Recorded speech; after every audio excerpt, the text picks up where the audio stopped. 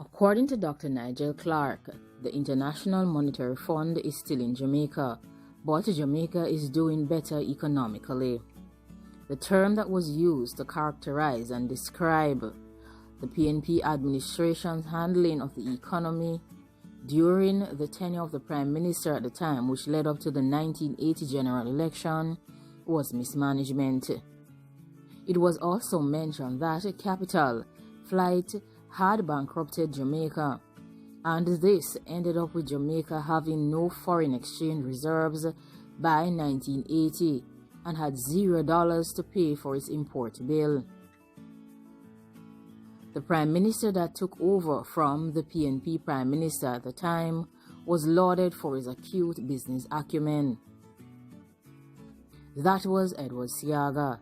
His economic austerity program, which included a painful public sector reform, which were terms that were dictated by the International Monetary Fund, made his government very unpopular, and they were soon sent packing from office after they attempted to rebuild the economy that was mismanaged by the Manley government.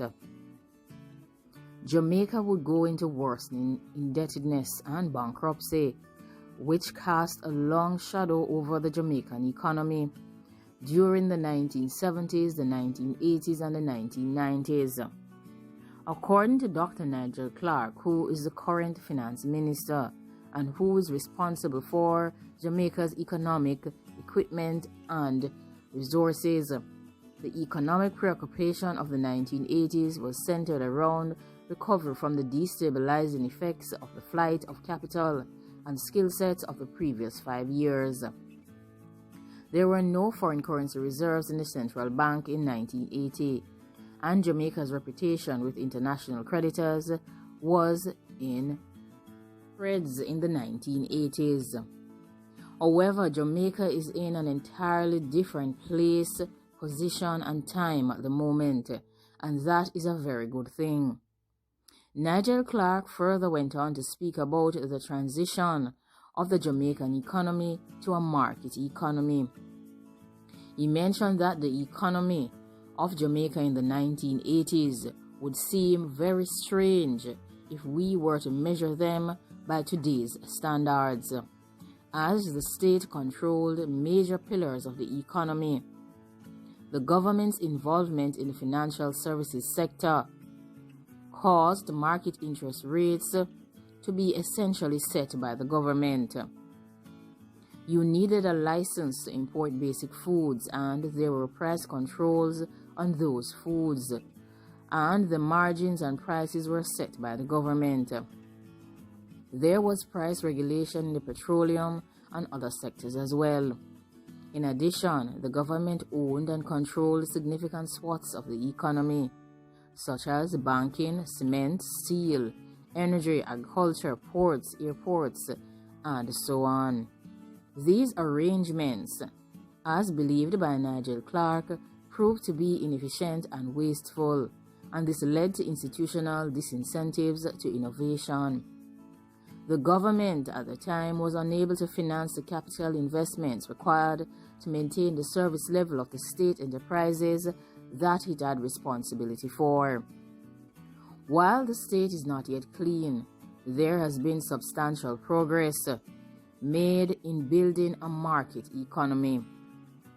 And Nigel mentioned that this transition started in the 1980s and continued over the decades that followed, and the work continues today in modern Jamaica.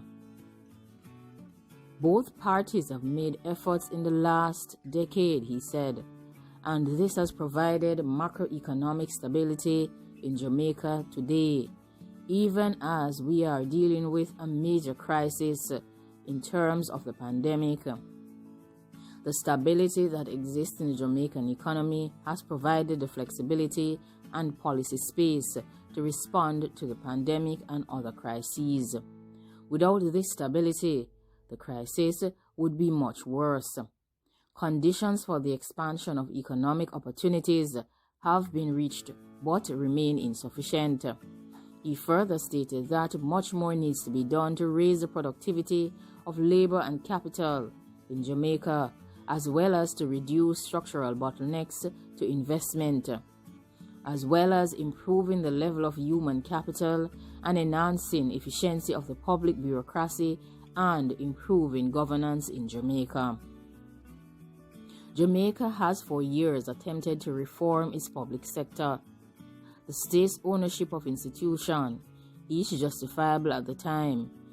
Nigel believes that this is unsustainable and as is seen over subsequent decades as the government has tried to renovate, rebuild and reform the public sector that they are in charge of.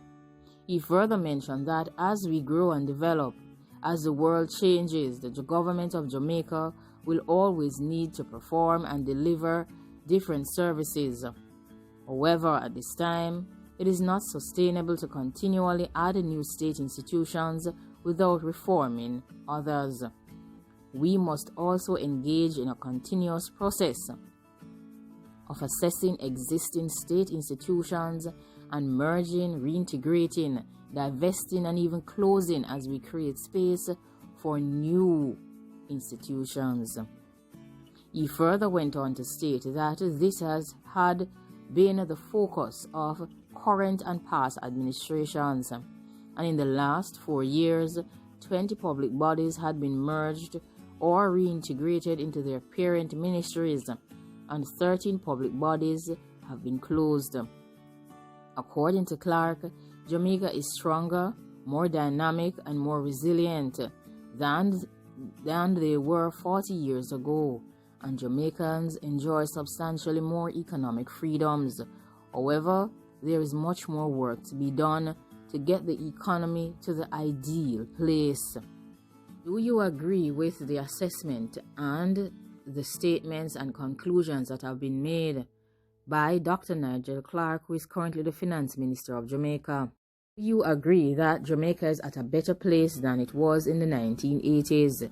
Do you agree that despite the IMF being in Jamaica, Jamaica is making steady improvements and is at a better place economically? Do you believe that the decisions that have been made in regards to public sector bodies, that is closing some and merging others, have benefited Jamaica in a good way? Are you also in agreement that by comparing current-day Jamaican economy to the 1980s economy that was mismanaged by the Manley government and an attempt to be rebuilt by the Siago government after that election victory in the 1980s would have steered and would have provided the perfect platform for Jamaica to transition to a market economy? Thanks for watching. Leave your comments down below. Goodbye.